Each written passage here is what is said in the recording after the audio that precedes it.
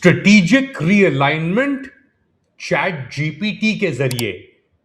Late Ali show you के इस episode में आप सबको खुशामदेद। Do like, subscribe and share this content. निशाना है कतर और मोहरा है अल जजीरा। चैट जीपीटी के तहत एक नया नैरेटिव फॉर्मुलेट करके कुछ पाकिस्तानी सहाफियों को भेजा गया और वो लीक कॉपी अब ऑनलाइन भी आ चुकी है। बात कर रहे हैं हम जो पाकिस्तान इस वक्त एक तरीके से अपनी स्ट्रेटेजिक रीअलाइनमेंट के थ्रू जा रहा है, उसके ऊपर तनकीद तो पहले हो रही थी अल जजीरा के ऊपर। स्पेसिफिकली जो पाकिस्तान अफगानिस्तान तालिबान के दरमियान मुज़ाकरात चल रहे थे, उसके अंदर पाकिस्तानी नैरेटिव या एटलीस्ट जो प्रो स्टेट नैरेटिव है उसके मुताबिक अल जजीरा ने दोनों साइड्स को इक्वली ट्रेड किया। और अब मुत्तहदा अरब अमीरात के जो प्रेसिडेंट हैं मोहम्मद बिन जायद की ट्रिप के बाद और कई और बातें सामने आने के बाद ये बात एक बार फिर सरे फहरिस्त है और मंजर पे आ गई है कि पाकिस्तानी इस्टेब्लिशमेंट कतर से खुश नहीं है। मुझे पता है हम इस मौजू के ऊपर इतने दिनों से बात कर रहे हैं कि इंसान थक जाता है, बोर हो जाता है, मगर थोड़ा बेयर कीजिएगा इसके ऊपर क्योंकि ये अहम बात है। जिस तरह मैंने पिछले कुछ दिनों में कहा कि कॉन्ट्रडिक्शंस पे कॉन्ट्रडिक्शंस, तजाद पे तजाद पैदा हो रहे हैं पाकिस्तान की पोजीशन के ऊपर। और अब क्योंकि पाकिस्तान ने अपने आप को इतनी सिवियर तरीके से घुसा दिया है ये मिडिल ईस्टर्न राइवलरीज के दरमियान, तो थोड़ा कॉन्टेक्स्ट भी जरूरी है और बात को आगे बढ़ाना भी जरूरी है। स्पेसिफिकली जो मुत्तहदा अरब अमीरात और कतर के दरमियान एक तरीके से फ्रिक्शन चल रही है पिछले कुछ सालों से, ऊपर नीचे होती रही है, मगर उसको अब एक्सप्लॉइट एक तरीके से जो हुई है गजा के बाद and so on so fourth, उसके ऊपर आज आपसे कुछ बात की जाएगी। तो पहले चलते हैं कि ये जो लीक व्हाट्सएप मैसेज जो गया है कई लोगों के पास उसके ऊपर, और वो व्हाट्सएप मैसेज क्या कह रहा है? वो कह रहा है Qatar's dubious diplomatic neutrality and the narrative campaign against Pakistan। यानी कतर की सिफारती बैलेंसिंग एक्ट के ऊपर बात कर रहे हैं और पाकिस्तान के खिलाफ जो एक मौकफ बनाया जा रहा है कतर के अंदर, उसकी बात कर रहे हैं। और चैट जीपीटी आपको नजर आ जाता है क्योंकि अगर आप कोई भी अपना ये सेगमेंट शुरू करते हैं narratives are instruments of power से, तो आपको पता है कि कोई फौजीद बैठा हुआ है कहीं, उसने ये डाले हैं प्रॉम्प्ट्स के यार कतर और अल जजीरा के खिलाफ मुझे कुछ लिख के दो, तो ये सामने चीज आती है। और फिर इसके बाद नैरेटिव्स ऑफ पावर हाईलाइट करने के बाद क्या कहते हैं? Modern geopolitics increasingly relies on narratives. देखो, मंजन अगर बेचना भी है ना, तो उस मंजन के पीछे कोई हकीकत या सच्चाई या कोई इंसाफ होना जरूरी है। और मसला ये है कि पाकिस्तान के अंदर जो प्रोपेगेंडिस्ट बैठे हुए हैं जो समझते हैं कि मौकफ आसमान से तैयार हो जाता है, चैट जीपीटी में प्रॉम्प्ट्स डालो तो किसी को भी तुम सच बता सकते हो और किसी को झूठ बता सकते हो, ये चीज सामने आ जाती है। ऐसा नहीं होता क्योंकि लोग, चाहे वो जितना भी आप एआई को इस्तेमाल कर लें, नैरेटिव बिल्डिंग कर लें, लोगों के ऊपर कितना भी आप प्रोपेगेंडा इस्तेमाल कर लेना, इवेंचुअली इंसान के अंदर ये, ज्यादातर लोगों के अंदर ये एबिलिटी और सलाहियत है कि वो सच और झूठ के अंदर एक फासला तय कर सकते हैं। चलो आगे बढ़ते हैं। States can influence outcomes without overt coercion by controlling how conflicts and actors are portrayed। यानी रियासतें आउटकम्स को इन्फ्लुएंस कर सकती हैं लोगों को इस्तेमाल किए बगैर या कॉन्फ्लिक्ट्स को कंट्रोल किए बगैर। देखें जी, अगर आप ये समझ रहे हैं कि आपने इतना सब कुछ करने के बाद, आपने हद पार करने के बाद आप लोगों को स्ट्रेट फेस रख के बता सकते हैं यार कि नहीं मैं सही हूं, यहां तक कि मैंने ये सब गलतियां कर दी हैं, तो कोई आपकी बात नहीं मानेगा। और ये स्टेट और लोगों के दरमियान एक बैलेंस होता है। या तो अगर आप चाइना है और आपकी जुबान एक है और आपका एक एक्सपीरियंस है, तवील एक्सपीरियंस है, स्ट्रगल है और आप हार्ड वर्किंग है, आप झूठ के ऊपर मबनी नहीं करते, आप लोगों के घरों के अंदर कैमरे लगा के रिकॉर्डिंग्स नहीं करते, या आप तशद्दुद करने के बाद ये नहीं कहते कि मैं सही हूं तुम गलत हो, मैंने इसलिए तुम पे तशद्दुद किया कि तुम गलत हो। तशद्दुद तक अगर बात पहुंच गई है तो सही और गलत का फिर मेयार और बैलेंस जो है ना वो फिर खत्म हो जाता है। क्योंकि एक बार आपने तशद्दुद कर लिया और उसको बरपा रखा, और एक बार आपने किसी को गलत साबित करने के लिए जोर का इस्तेमाल किया, तो जोर से तो बात नहीं बनती। मैं अपने बेटे की बात आपको बता देता हूँ। 15 साल माशाल्लाह उसकी उम्र होने वाली है। अल्लाह उसको लंबी उम्र अता करे। और मैं अगर उससे जोर जबरदस्ती करूंगा तो वो और ढीठ होगा। अगर मैं उससे रीजन करूंगा तो शायद वो ढीठ ना हो, वो शायद मुझे समझे कि नहीं यार उनको शायद नहीं पता, मुझे ज्यादा पता है, ये भी हो सकती है बात। मगर जब रीजन नहीं करेंगे आप किसी के साथ, उसके लेवल पे आके आप बात नहीं करेंगे, तो फिर वही हाल होगा जो पाकिस्तान का इस वक्त हुआ हुआ है। क्योंकि याद रखें, अल जजीरा के ऊपर ये इन्होंने चैट जीपीटी के थ्रू एक नैरेटिव फ्लोट करने की कोशिश की है। अल जजीरा से मेरा भी ताल्लुक रहा है 3.5 साल, और इसके अंदर ये लिखते हैं consistent negative framing of Pakistan. Over the past year, Al Jazeera has repeatedly depicted Pakistan as unstable, militant, prone and politically dysfunctional. ये अल जजीरा ने फ्रेम नहीं किया, यह आपकी हकीकत है। हर चीज फ्रेमिंग पे नहीं चलती, याद रखिएगा। जब आपकी हकीकत ही ये हो तो आखिरकार लोग भी आगे कहेंगे यार यही हकीकत है। क्योंकि मैं जानता हूं अल जजीरा के अंदर जो लोग कुछ काम करते हैं, और अल जजीरा ने एज अ मौकफ पाकिस्तान के अंदर पिछले 3.5 साल के अंदर जो जबर और फस्तायत हुई है उसको इस तरीके से हाईलाइट नहीं किया जिस तरीके से उन्हें करना चाहिए था। सॉफ्ट बॉल इंटरव्यूज भी हुए हैं अल जजीरा के ऊपर। इसाक डार का भी हाल ही के अंदर कुछ अर्से पहले इंटरव्यू हुआ था। वो जा रहे थे गजा और ये सब बातें हो रही थी पीस डील की, तो उनको टॉक टू अल जजीरा पे उनके साथ एक Pakistani narrative, pro Pakistani narrative का, जो उनके पास छोटे इतने ज्यादातर लोग तो वैसे हैं ही नहीं पाकिस्तानी न्यूज रूम के अंदर, पाकिस्तानी पासपोर्ट होल्डर हों या ओरिजिन के हों, बहुत मुख्तसर लोग हैं अल जजीरा इंग्लिश के अंदर स्पेसिफिकली पाकिस्तान को लेकर। हाँ, पाकिस्तान का ब्यूरो जरूर मौजूद है वहां पे। कमाल हैदर साहब amazing amazing reporter, amazing journalist हैं, और बड़े सालों तक रहे हैं वो अमेजिंग जर्नलिस्ट और रिपोर्टर। मगर उनके अंदर भी यानी एक प्रो पाकिस्तानियत आप कह लें, उनके अंदर एक न्यूआंस बैलेंस मौजूद है। जो न्यूज रूम के अंदर है दोहा के अंदर, उनके अंदर ये न्यूआंस और बैलेंस शायद उस तरीके से ना हो। वो शायद इक्तदार के हवस के इस तरीके से पुजारी भी लोग होते हैं कि यार जहां भी आपका वो डायरेक्शन जा रहा है, नौकरी तो हर इंसान ने रखनी होती है अपनी, हर कोई तो सर पे कफन बांध के नहीं निकलता। और हमने देखा जो 26 नवंबर के वाकयात हुए उसके अंदर अल जजीरा कमाल हैदर की रिपोर्टिंग ही थी, क्योंकि वो रिकॉर्ड कर रहे थे पुलिस फायरिंग कर रही है डायरेक्टली। रात को जब फायरिंग शुरू हुई है उससे पहले पुलिस फायरिंग कर रही थी, स्नाइपर्स का भी वहां पे रिपोर्टिंग थी। तो वो तो वहां पे अल जजीरा का जो दफ्तर है पाकिस्तान के अंदर वो बिल्कुल 0 पॉइंट के साथ है, जहां पे कंटेनर नहीं लगे होते, वहां से आप उतरे तो आपको सब कुछ नजर आता है वहां से। तो उसके बावजूद अल जजीरा ने एक बहुत सॉफ्ट और एक बड़ी ही आप कह लें बैलेंस्ड अप्रोच रखी पाकिस्तान और उसकी ये फस्ताई और बर्बरियत पे जो मबनी क़यादत है इसको लेकर। चलें आगे बढ़ते हैं। While criticism is legitimate, तनकीद जहां तक सही है, the concern lies in a pattern where security challenges are highlighted without proportionate context. यानी context दिए बगैर जो security के मसाइल चल रहे हैं उनको highlight किया गया है अल जजीरा के ऊपर। Recent examples where journalistic norms of bypass include pro TTA bias, यानी तहरीक तालिबान अफगानिस्तान जो हुकूमत है वहां पे उसके उसके हक में bias, giving more traction to Tehreek Taliban Afghanistan stance in Pakistan position.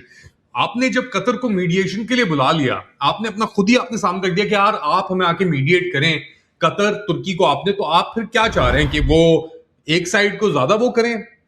जब वो मीडिएशन के लिए आए, उन्होंने देखा कि आपने जो आईएसआई का बंदा भेजा हुआ था वो वहां पे गाली गलोच के ऊपर और बदतमीजियों पे उतराया हुआ है, और यहां पे आप लोग कह रहे हैं यार अफगानिस्तान के जो तालिबान की हुकूमत है वो कह रही है कि भाई ये हमारा मसला ही नहीं है, तो आपका मसला है। और फिर आप समझ रहे हैं कि उस तरीके से पॉइंट ऑफ व्यू होगा। चलें, कतर के साथ तो हुआ, तुर्की के अंदर क्या हुआ? यही हुआ। सऊदी अरब ने क्या किया आपके साथ? सऊदी अरब के साथ तो आपने डिफेंस मुआहिदा साइन किया था ना कि यार हम डिफेंस मुआहिदा आपके साथ साइन कर रहे हैं, हम अपना हम आपके साथ हैं और हमारे साथ हैं। उन्होंने भी कहा कि आप बैलेंस रखें भाई, आप चीज को आप म्यूचुअली आप रिजॉल्व करें। आप जब बदनीयती से किसी भी चीज की तरफ जाते हैं और फिर आप तवक्को रखते हैं कि दूसरे, अगर आपने मीडिएशन, आपके जो दोस्त मुल्क हैं जो आपके साथ भाईचारा रिजॉल्व करना चाहते हैं चीज मीडिएशन के अंदर, समझते हैं कि वो आपका मौकफ लेगा, तो ये तो ज्यादती है। फिर ये नैरेटिव बिल्डिंग अपनी जगह पे, मगर आप जब ऐसी बातें करते हैं और स्पेसिफिकली ये टॉक्स को लेकर अफगानिस्तान के साथ, तो फिर आप क्या समझते हैं क्या होगा? अच्छा, आगे और बढ़ते हैं. One sided political coverage projecting Pakistan political landscape solely through the lens of PTI and the dissident diaspora without incorporating government of Pakistan or neutral viewpoints. ये सरासर झूठ है और गलत है. अल जजीरा ने अभी हाल ही के अंदर अलीमा खान का इंटरव्यू किया, मगर उन्होंने हमेशा पाकिस्तान का पॉइंट ऑफ व्यू आगे किया है, सप्रेस किया है पाकिस्तान के अंदर जो हो रही हैं ये. और ये सिर्फ पीटीआई तक महदूद नहीं है बात. यही मसला है आपका. आपके ऊपर जब तनकीद होती है और जायज तनकीद होती है, जब आप लोगों के ऊपर गोलियां चलाते हैं, जब आप लोगों के घरों के अंदर जाके घुसते हैं, तो आप हर तनकीद को कहते हैं जो आपके टाउट जर्नलिस्ट हैं उनकी तरह कि यार पीटीआई पीटीआई पीटीआई तक ये बात महदूद नहीं रही सर. यही तो बात आपको समझने की कोशिश करनी चाहिए. जो हर कोई आपके खिलाफ आपकी गलतियों के ऊपर आवाज उठा रहा है. आपने पॉलिटिकल सिस्टम को रद्द कर दिया, आपने जुडिशरी को खत्म कर दिया, आपने कॉन्स्टिट्यूशन की धज्जियां उड़ा दी, आपने इलेक्शन चोरी किए, आपने गोलियां चलाई, आपने एक बंदे को पाकिस्तान तहरीक इंसाफ का लीडर ही सही, उनके लीडरशिप को आपने पता नहीं पिछले 900 दिन से आपने जेलों के अंदर बंद किया हुआ है. उनकी ट्रायल्स जेलों के अंदर हो रही हैं. तो बस ये बात पीटीआई तक महदूद नहीं है. हाँ, उनके ऊपर तशद्दुद जरूर हुआ है पीटीआई के ऊपर, मगर हर बंदा जो आवाज उठा रहा है वो पीटीआई से मुंसलिक नहीं है. और यही बात आप कासिर हैं, आपको समझ नहीं आ रही, आपको आप अंडरस्टैंड नहीं कर पा रहे क्योंकि कोई मेंटल ब्लॉक लगा हुआ है, आप डरे हुए हैं या कुछ ऐसी चीज है कि आप समझ रहे हैं कि मैं बंद कमरे के अंदर हूं तो जो मेरे दोस्त हैं, जो मेरे दोस्त कहता है वो या तो मेरे साथ खड़े हैं, मेरे मुखालिफ खड़े हैं. अब कल मैं जाके किसी को थप्पड़ मारना शुरू कर दूं, तशद्दुद करना शुरू कर दूं, क्योंकि ये है, ये बंदा है, ये पीटीआई है.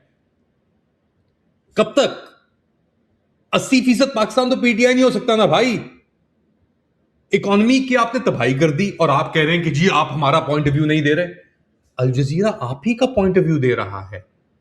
उसने आपको इलेजिटिमेट गवर्नमेंट करार नहीं दिया. जब इसाक डार का इंटरव्यू हो रहा था टॉक टू अल जजीरा पे कुछ ही अरसा पहले, ये जो भी अपना गजा और ये पूरी बातें चल रही थी, तो उसके अंदर ये नहीं कहा ये पपेट, ये कठपुतली डेप्यूटी प्राइम मिनिस्टर, जो आपकी हकीकत है. उसके बावजूद आप कह रहे हैं कि जी हमारा मौकफ नहीं दे रहे आप.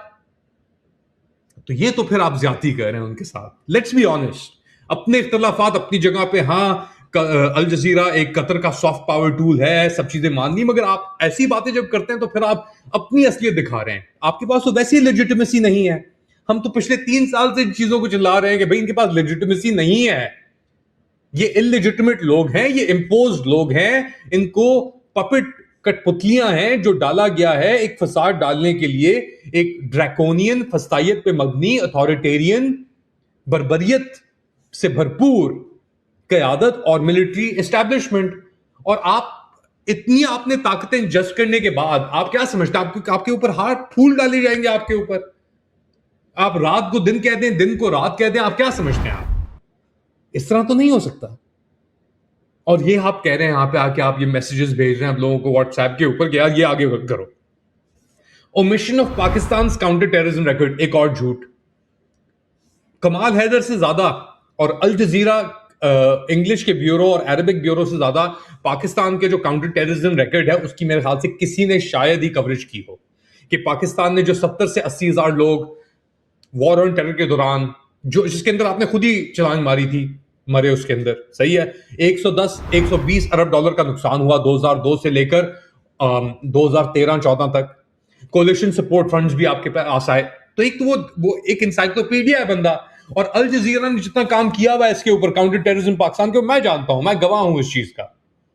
कतर ने कितनी आपकी हिमायत की है इस चीज के ऊपर, मैं गवाह हूं इस चीज का. आप भी गवाह हैं क्योंकि आप भी देखते हैं.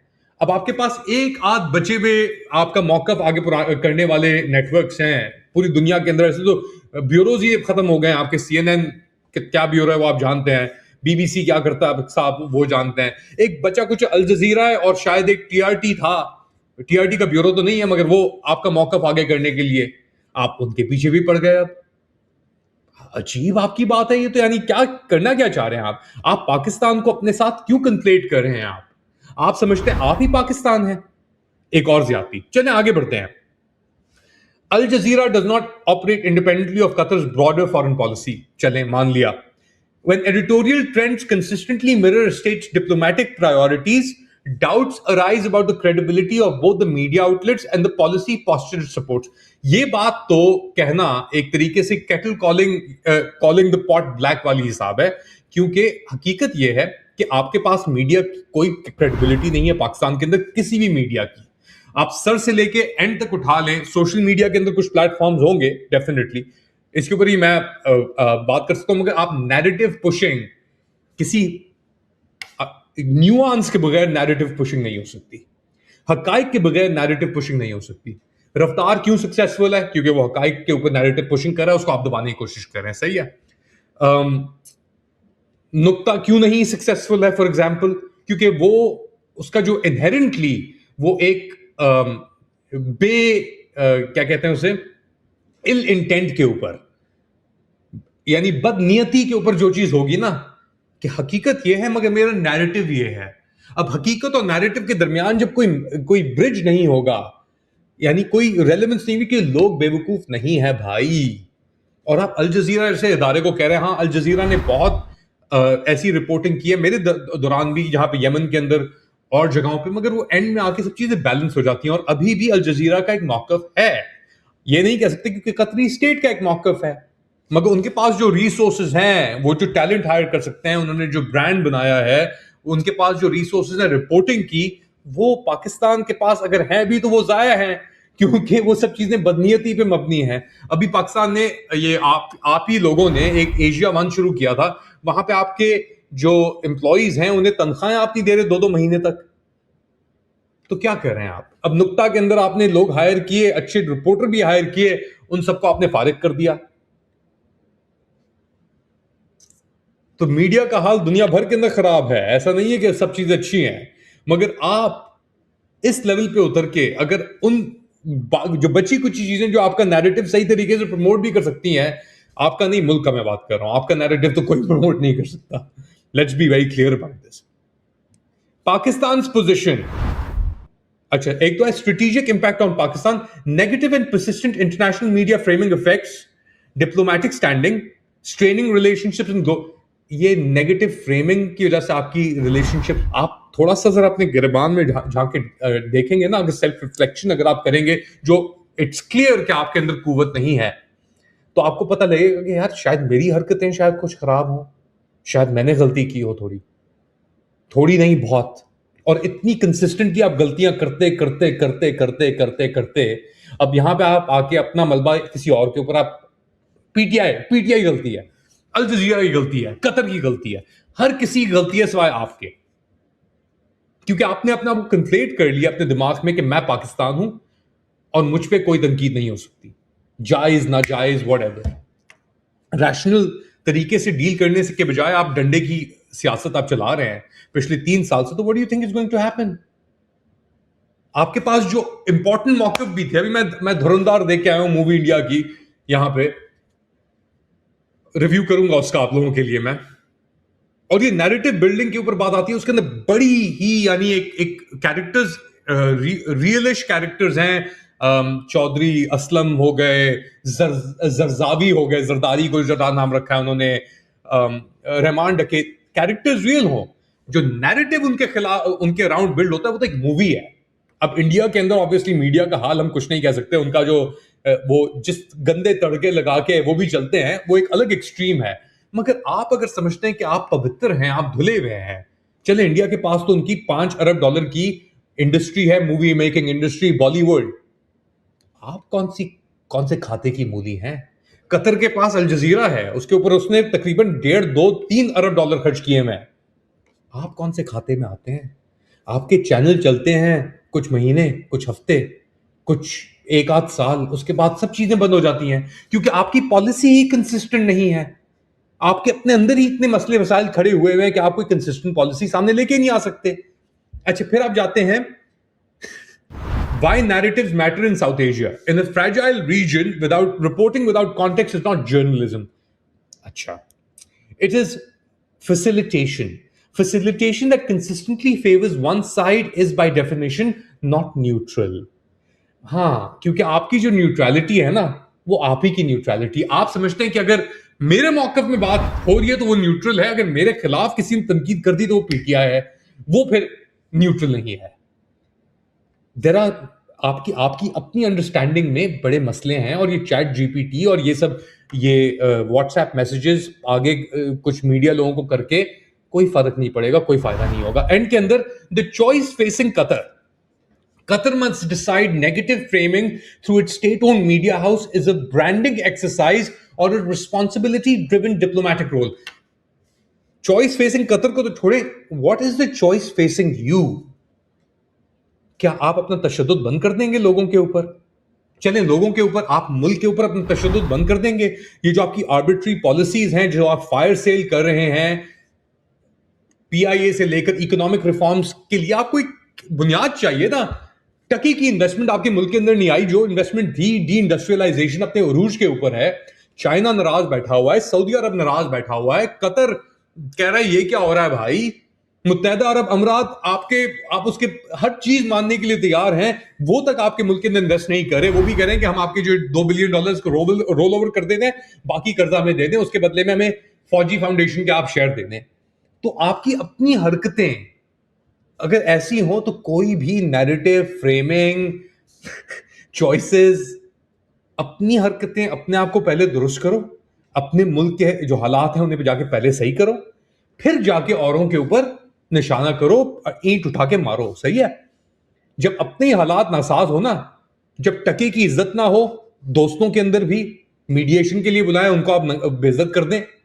जब अपने लोगों को आपने जेलों में डाला हुआ है, अपने सिंबल्स को सब कुछ करके कि यार ये नेशनल सिक्योरिटी थ्रेट है, कौन सी दुनिया में रह रहे हैं आप लोग? खैर, आप लोग क्या समझते हैं, ये पाकिस्तानी जो कौन सी दुनिया में रह रहे हैं, मुझे बताएं। ये नैरेटिव बिल्डिंग का जो इन्होंने एक फलंदा फेंका है, इसके बारे में आपका क्या ख्याल है? कमेंट सेक्शन खुले हुए हैं हमेशा की तरह, मैं भी सीखता हूं, आप भी सीखें। जहां मैं गलत हूं अपने आप को दुरुस्त करूंगा, और इतनी इनकंसिस्टेंसीज, इतनी कॉन्ट्रडिक्शंस के बाद तो बस फिर अल्लाह ही मालिक है। अगली बार तक take care, do like, subscribe and share, press the bell icon. थोड़ी देर बाद दोबारा हाजिर हूंगा अपडेट के साथ, तब तक के लिए टेक केयर।